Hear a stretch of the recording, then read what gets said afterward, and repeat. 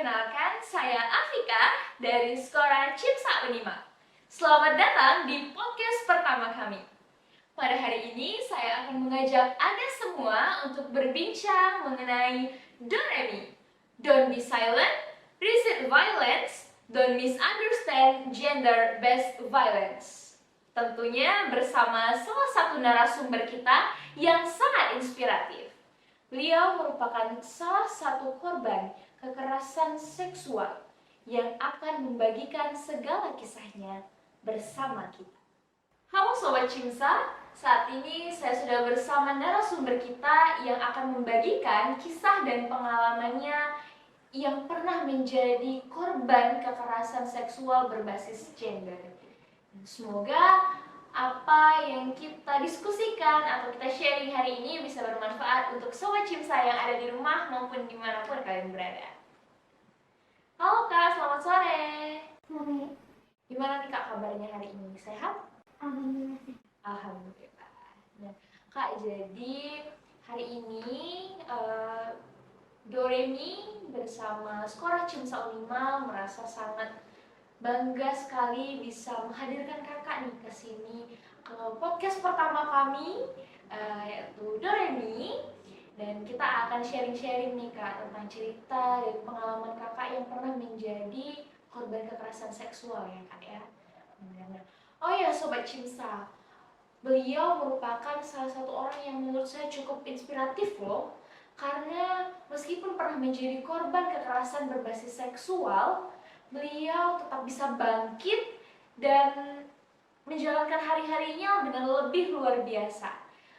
Kak, boleh dong diceritain gimana sih awalnya kok bisa nih kakak menjadi korban kekerasan seksual pada saat itu? Cerita saya dimulai ketika saya SMA. Saya memiliki pacar, di mana itu adalah cinta pertama saya. Saya sangat mencintai pacar saya ini, sehingga rasanya dunia bisa saya kasih ke dia. Dia awal berkenalan dia orang yang baik. Dia memberikan saya apa yang tidak saya dapatkan, yang dimana anak SMA sangat butuh yang namanya perhatian, dan dia bisa memberikan itu kepada saya. Kisah saya dimulai ketika dia meminta foto saya. Saya langsung menolak dengan alasan dia tidak berhak, dan orang tua saya mengajarkan untuk tidak memberikan hal-hal seperti itu. Oh, berarti ini foto dalam konteks negatif ya Kak ya? Oke. Lalu dia berkata, katamu kau kan sayang padaku. Berarti dia istilahnya mengatasnamakan cinta ya untuk memaksa kakak melakukan itu. Oke. Ya. Jadi sekali penolakan bisa selanjutnya saya dipaksa, dan dengan sangat bodohnya saya memberikan foto itu, dan itu berlangsung terus menerus selama beberapa bulan, beberapa hari saya terjebak dalam situasi itu. Saya selalu dimintain foto itu ketika dia menginginkan. Saya tidak bisa menolak karena dia mengancam jika saya menolak maka foto yang pernah saya kirim akan disebar.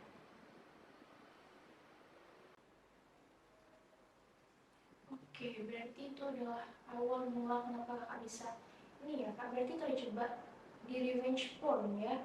Berarti pelaku meminta kakak untuk memberikan foto dalam konteks negatif secara paksa. Oke, berarti apa yang kakak rasakan pada saat itu? Mungkin ketika pertama kali kakak memberikannya, atau setelah kakak memberikan foto tersebut pada pelaku, apa yang kakak rasakan pada saat itu? Saya merasa, oh mungkin tidak apa, mungkin dia akan menjadi jodoh saya Pak. Saya merasa, oh, ya udah. Oke, berarti pada saat itu dengan perasaan bahwa sangat yakin ya ke depannya beliau ini akan menjadi salah satu pasangan hidup kakak. Dan berarti kakak merasa bahwasannya, oh mungkin pada saat sudah menikah atau akan berbagi juga seperti itu ya. Oke, kak, kira-kira berapa lama sih kakak terjebak dalam situasi seperti itu? Saya terjebak dalam situasi itu kurang lebih 6 bulan. Nah, itu waktu yang cukup lama ya kak, sangat lama bahkan. Bagaimana cara kakak kemudian bisa terlepas dari situasi seperti itu? Sebenarnya di hubungan setelah 4 bulan setelah saya memberikan foto itu, 4 bulan atau 5 bulan, jadi dia berselingkuh juga sama saya. Berarti setelah kakak memberikan semuanya, kemudian dia berselingkuh, kenapa? Sepertinya dia merasa atau bosan karena dia sudah mendapatkan hal yang diinginkan. Karena lelaki kan kodratnya memang menginginkan hal yang seperti itu. Oke, berarti dia kemudian meninggalkan kakak dengan alasan sudah mendapatkan apa yang dia inginkan ya, dan kemudian mengatakan bahwa sudah tidak ada rasa dengan kakak. Setelah semua yang dia lakukan, setelah semua yang kakak berikan kepadanya. Oke, kemudian apa sih kak yang kakak rasakan itu, bagaimana kakak mengatasi situasi saat itu? Saya hancur. Saya merasa rasanya dunia saya sudah tidak saya lagi dan saya malu memperlihatkan muka saya kepada orang lain. Untuk berkatakan saja saya rasanya sangat malu karena saya merasa kotor dan tidak ada harganya lagi. Walaupun saya tidak pernah berhubungan badan, tapi dia mengetahui. Jadi saya merasa orang terkotor. Jadi posisinya pada saat itu kak masih di bangku SMA ya.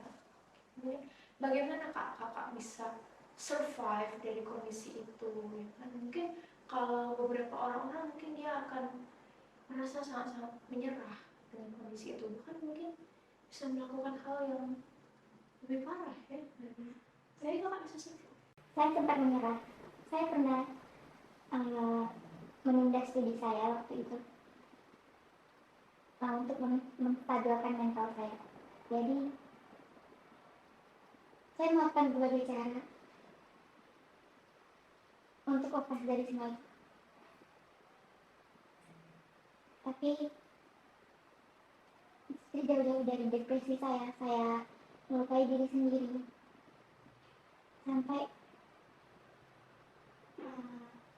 suatu hal menyadarkan saya kalau saya seperti ini selalu, maka hidup saya akan hancur, benar-benar hancur. Jadi saya berusaha untuk bangkit lagi. Saya berusaha untuk mencari psikolog.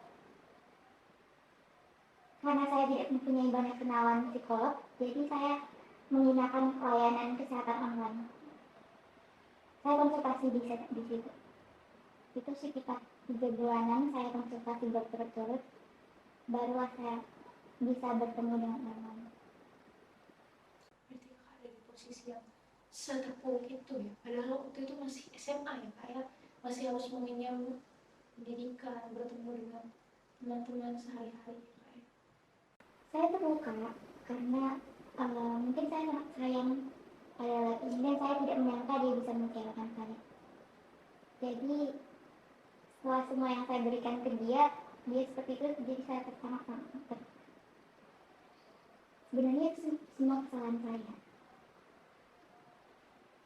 Tapi saya salut bahwasannya kakak bisa berpikir bahwa oh ini salah, ini akan merusak diri saya ke depannya, dan kakak mampu untuk bangkit, punya rasa keinginan untuk bangkit. Saat luar biasa sekali, karena mungkin tidak semua orang ya punya pemikiran yang seperti itu. Apa kak yang ingin kakak sampaikan kepada teman-teman yang mungkin sedang menonton video ini? Saya ingin berbagi kisah kepada teman-teman untuk dijadikan pelajaran agar teman-teman tidak melakukan hal yang saya lakukan dan tidak pernah berada di posisi saya. Quotes terakhir saya, cinta dan obsesi itu beda tipis. Jangan menjual kehormatan hanya karena cinta sesaat. Karena cinta sejati tidak akan merusak. Saya setuju sekali Kak, kita sebagai seorang wanita ya, kita punya kehormatan yang harus sangat kita jaga. Jadi teman-teman, sesuai dengan apa yang sudah disampaikan oleh narasumber kita pada hari ini, jangan dijual kehormatan hanya demi seseorang yang tidak menguntungkan atau tidak berguna bagi kita. Karena ya, harga diri kita tidak bisa dibeli atau dibayar dengan harga berapapun. Nah Kak, jadi pada podcast kali ini Kak, kita juga akan membacakan nih beberapa pesan atau cerita atau pendapat dari teman-teman yang mungkin bisa sedikit kita tanggapi nih Kak berdua. Nah kita sudah sempat menyebarkan suatu link yang dimana teman-teman bisa mengaksesnya, kemudian bisa mencurahkan kisah mereka, cerita mereka, atau menyampaikan pendapat mereka secara anonim atau tanpa mengetahui identitas mereka ya, demi menjaga privasi teman-teman. Saya bacakan ya Kak ya. Oke, untuk kisah pertama ini ada nih Kak, cerita dari salah satu teman kita yang mengatakan bahwa Kak, saya mau cerita pengalaman saya tentang kisah hubungan percintaan saya. Wah, kurang lebih ya Kak ya. Dimana pacar saya ini awalnya emang kelihatan banget effortnya sama saya, baik dari kasih sayang ataupun materi. Dan saya pun terpikat akan hal yang dia buat kepada saya. Namun itu semua ternyata hanya pada saat kami HTS. Wah, ini anak zaman sekarang banget ya, HTS, hubungan tanpa status. 3 bulan berlalu, dia mengajak saya untuk memperjelas hubungan. Tanpa pikir panjang, saya pun menerima dia. Beberapa saat berlalu setelah kami resmi berpacaran, dia meminta saya untuk meminjamkan uang. Karena orang tuanya yang sedang sakit di kampung. Dan karena merasa kasihan, saya memberikan uangnya. Kejadian itu pun terus berulang. Awalnya saya tidak sadar karena merasa pada saat itu dia benar-benar serius dengan menunjukkan perilaku manisnya. Lalu pada suatu hari kami jalan dan saat itu dia ke toilet dan meninggalkan HP-nya. Kemudian entah kenapa saya merasa ingin membuka HP tersebut. Dan terkejutlah saya saat mendapati chat pacar saya dengan seorang perempuan yang ternyata adalah pekerja seks komersial. Dan ternyata uang yang selama ini saya pinjamkan ternyata dia pakai untuk membayar orang tersebut. Setelah kejadian itu dia minta maaf jadi-jadinya dan berjanji tidak mengulanginya. Saya pun memberikan kesempatan, kesempatan kedua banget ya. Dan dia kembali mengulangi kesalahan yang sama. Sekarang saya bingung Kak, harus gimana dengan hubungan ini. Karena saya sudah terlanjur cinta sama dia. Tolong bisa solusi Kak, karena saya udah gak tahu mau gimana lagi. Gimana nih Kak, kalau dari sudut pandang Kakak dulu deh, tanggapan Kakak mengenai kasus teman kita ini. Kalau sudah membahas soal perasaan ini susah ya. Bener banget. Kesempatan kedua itu mungkin bagi setiap orang berhak mendapatkannya ya. Cuma sepertinya dalam kasus ini lelakinya emang tidak ingin berubah ya. Tidak tahu dirinya. Saya sedikit pengalaman sih selain pengalaman saya yang tadi tentang percintaan. Jadi tanggapan saya, coba pikirkan matang-matang apa yang harus dilakukan. Karena dunia kita bukan cuma itu saja. Jadi ya coba pikirkan matang-matang apa yang harus dilakukan. Benar banget, saya setuju. Dunia itu kan tidak melulu berputar soal cinta ya Kak ya. Apalagi kalau kita masih remaja ya kan, kita masih punya jalan panjang ke depannya, masih banyak hal yang perlu kita gali lagi ya Kak ya. Nah, apalagi kan dikatakan bahwa pasangannya ini ya, berhubungan dengan seorang pekerja seks komersial seperti itu ya Kak. Kalau dari menurut saya sih tinggalkan saja. Ya Kak, benar kata Kakak tadi, cinta itu nggak selamanya indah ya kan. apalagi kalau dia sudah berhubungan seperti itu, kita tidak tahu, bisa saja ternyata orang yang berhubungan dengan kekasihnya itu sakit ya, atau memiliki penyakit-penyakit menular seksual yang bisa dibawa ke depannya kalaupun mereka akan serius nantinya ya Kak ya. Jadi menurut saya sih sudah cukup gitu ya, sebelum sebelum terlalu jauh hubungannya, terlalu sakit dan terlalu toksik ya Kak ya, benar ya. Oke, kita lanjut. Ada lagi nih Kak cerita. Waktu itu aku lagi nunggu bus untuk pulang ke kampung. Terus banyak bapak-bapak di tempat aku nunggu bus bilang, "Dek, dek cantik mau kemana?" Ih, kok sombong kali lah. Jangan sombong, nanti cantiknya hilang. Di situ aku udah merasa gak nyaman karena mereka terlalu mengganggu privasiku. Gimana Kak? Boleh dari Kakak dulu tanggapannya. Sepertinya di sana kita sebagai perempuan kalau digituin merasa dilecehkan ya. Kalau bisa kita rasanya pengen nonjok aja ya. Jadi solusinya bagaimana ya?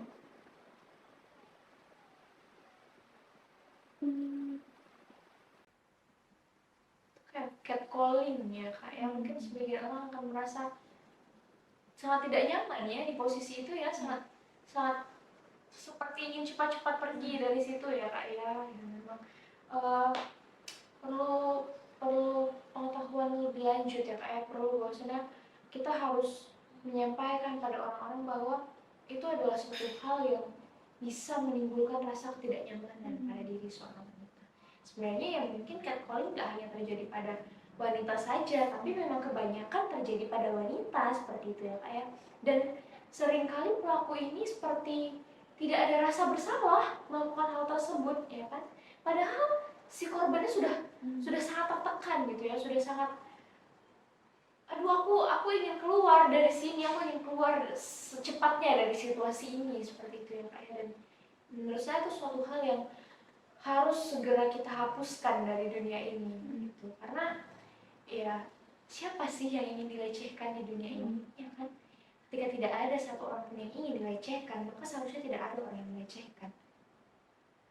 Oke, kita lanjut ya Kak ya. Kita lanjut, ini ada satu lagi nih, mungkin ini akan jadi yang terakhir dari saya. Ini ada yang mengatakan bahwa, ini lebih ke pendapatnya sih Kak. Dia mengatakan bahwasannya terkadang pelaku itu nggak sadar bahwasannya dia sudah melakukan sesuatu yang jahat. Dan kadang-kadang korban tidak merasa bahwasannya ia menjadi korban atau ia sudah dilecehkan, atau lebih parahnya lagi ia pura-pura tidak tahu bahwa ia dilecehkan. Wah, ini dalam banget ya Kak ya maknanya. Gimana nih menurut Kakak? Ini lebih ke edukasi seks sejak dini sih. Edukasi seks sejak dini itu penting agar setiap kita tahu mana batasan yang boleh disentuh, mana batasan yang privacy sekali. Jadi harus pendidikan seks ini harus didapatkan sejak dini, kalau ditetapkan, agar dia tahu cara berperilaku dengan baik, bersentuhan atau kontak fisik mana yang diperbolehkan.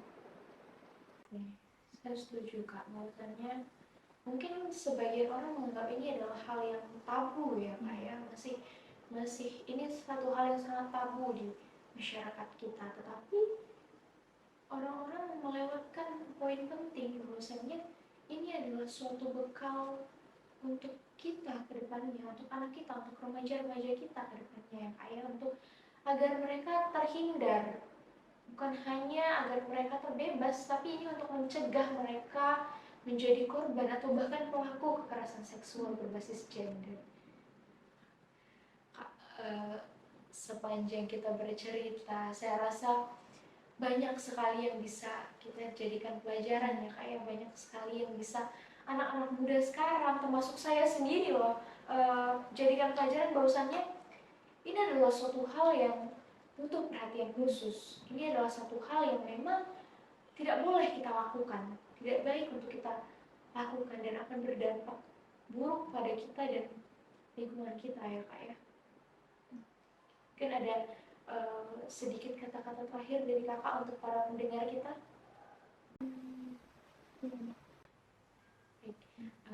Saya rasa sudah sangat banyak sekali ya kita sharing hari ini Kak ya.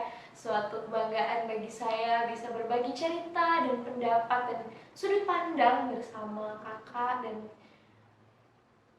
ya saya sangat merasa terinspirasi sekali ya bahwasannya oh kita sebagai seorang wanita meskipun kita pernah mendapati hal yang tidak enak, kita harus mampu untuk bangkit, untuk berdiri di atas kaki kita sendiri ya Kak ya.